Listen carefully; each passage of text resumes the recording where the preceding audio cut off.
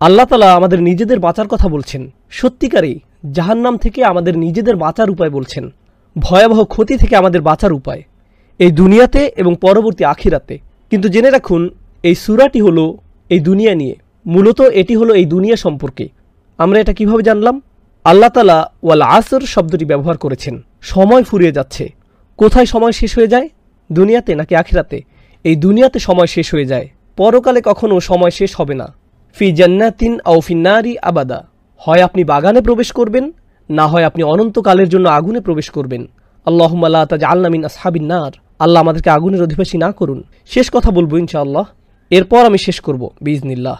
এই সূরাটিতে আমি অনেক গুরুত্ব ও সময় দিয়েছি, কারণ আমি মনে করেছি এই শিক্ষাটি এতই শক্তিশালী এবং একই সাথে সংকটপূর্ণ যে আমাদের সবার পরিবারে এর উপলব্ধি আসা প্রয়োজন। আল্লাহি, এটা খুবই দুঃখজনক ঘটনা যে আমরা সবাই এই সূরাটি জানি, আবার উল্টো দিকে দেখুন, আপনার হয়তো মুভি দেখতে দেরি হয়ে যাচ্ছে, আর যদি তখন নামাজের সময় হয় বা আপনি হয়তো বাস্কেটবল খেলতে যাবেন, আপনি তাড়াতাড়ি নামাজটা শেষ করতে চান, আপনি তখন কি করেন? আপনি পড়েন ওয়াল আসর ইন্নাল ইনসানা লাফি খুসর, পুরোপুরি মুদ্রার উল্টো পিঠ, তাই না? ওয়াল আসর ইন্নাল ইনসানা, এটা পড়েন কারণ এটা খুব ছোট একটা সূরা, তাড়াতাড়ি পড়ে আপনি উঠে চলে যান, তাই না? আমাদের অনেকের বাসায় অনেক বড় করে বাধাই করা আছে, ওয়াল আসর ইন্নাল ইনসানা লাফি খুসর, বড় টিভি স্ক্রিন বা ভিডিও গেম কনসোলের পাশেই টানানো। আমরা ঘন্টার পর ঘন্টা খেলি, আর পাশেই আমাদের মুখের সামনে লেখা নিশ্চয়ই মানুষ ক্ষতির মধ্যে আছে। আর সবচেয়ে বড় ক্ষতি কি? সময়। আর আমাদের সব সময়গুলো এসবে শেষ হয়ে যাচ্ছে। আমাদেরকে এই সূরাটি ভালোভাবে বুঝতে হবে, কারণ এটি সমগ্র কোরআনের সার কথা। আমি এখন এর সারাংশ আলোচনা করে আমার কথা শেষ করব। পুরো কোরআনের সার কথা হিসেবে এই সূরাটি যেভাবে এসেছে সেটা অনন্য। প্রথমত আল্লাহ শপথ করছেন, দ্বিতীয়ত এই সূরায় আল্লাহ বলছেন ইন্নাল ইনসানা লাফি খুসর, তিনি মানবজাতির ক্ষতি নিয়ে বলছেন। মানুষ ভয়াবহ সমস্যায় আছে। মানুষ যে ক্ষতির মধ্যে আছে, এটা কি আমাদের নবীজি সাল্লাল্লাহু আলাইহি সাল্লামের মূল শিক্ষার একটি নয়? তিনি যখন পাহাড় থেকে নেমে আসলেন, এসে মানুষদের এটাই বললেন। তিনি কি মানুষদের বিচারের দিন সম্পর্কে সতর্ক করেননি? তিনি কি মানুষদেরকে আসন্ন ভয়াবহ ক্ষতি সম্পর্কে অবগত করেননি?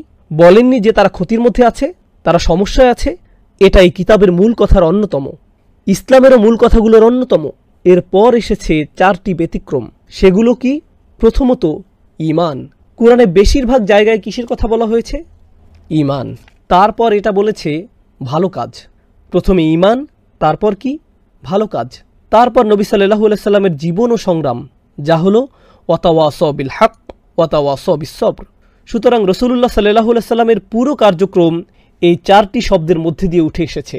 কোরআনের যে কোনো জায়গায়, সিরাতের যে কোনো জায়গায়, সুন্নাতের যে কোনো জায়গায় আপনি এই 4টির কোনো না কোনোটি পাবেন।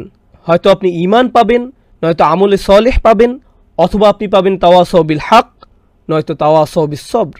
আপনি কোরআনের বা সুন্নাতের সব জায়গায় এগুলোর কোনো না কোনোটি পাবেন। এগুলো হলো পুরো দ্বীনের সার কথা, যা খুবই অল্প কিছু শব্দের মধ্যে অলৌকিকভাবে উঠে এসেছে। আল্লাহ আমাদের সবাইকে পরিপূর্ণভাবে সূরা আসর এবং পুরো কোরআন বোঝার ও আত্মস্থ করার তৌফিক